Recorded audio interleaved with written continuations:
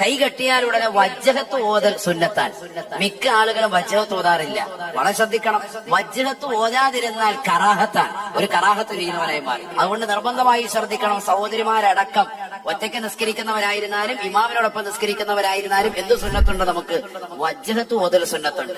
ഇമാമൻ ശ്രദ്ധിക്കണം. ഇമാമ നിൽക്കുന്നവര് വേഗം തീർത്തിട്ട് പോകാന്ന് പറഞ്ഞിട്ട് വേഗം ഓതി പോകരുത്. നമ്മൾ വജ്ജഹത്ത് ഓതണം. വജ്ജഹത്ത് പൂർത്തിയാക്കി ഓതിയെന്നില്ല. തറാവീഹാണ്, എല്ലാവർക്കും ക്ഷീണാണ് എങ്കിൽ എന്ത് ചെയ്തോ അതിന്റെ ഏറ്റവും ചുരുങ്ങിയ രൂപം ഇമാമിങ്ങൾ പഠിപ്പിക്കുന്നുണ്ട്. സുബ്ഹാനക അല്ലാഹുമ്മ വബിഹംദിക. ഈ വാക്കെങ്കിലും പറയണം. 3 വാക്കേ ഉള്ളൂ. സുബ്ഹാനക അല്ലാഹുമ്മ വബിഹംദിക. കഴിഞ്ഞു. എന്താണ് അതിനർത്ഥം? അല്ലാഹു നിന്നെ സ്തുതിക്കുന്നതിനോടൊപ്പം നിന്നെ വാഴ്ത്തുന്നു, നിന്നെ പുകഴ്ത്തുന്നു എന്നാണ്. വേറൊരു അർത്ഥമില്ല. ഈ ഒറ്റ വാക്ക് പറയുന്നതോടുകൂടി ആ കറാഹത്ത് അങ്ങ് നീങ്ങി. മാഷാ അല്ലാഹ്. നിയ്യത്ത് ശ്രദ്ധിക്കണം. നിയ്യത്ത് ശ്രദ്ധത്തിൽ നിസ്കാരം പോയി. കൈകെട്ടിയതിനു ശേഷം എന്തോതണം? ആദ്യം തന്നെ വജ്ജഹത്ത് ഓതണം. അത് പൂർത്തിയാക്കാൻ സാധിക്കാത്തവർ എത്രയെങ്കിലും ഓതണം. സുബ്ഹാനക അല്ലാഹുമ്മ വബിഹംദിക.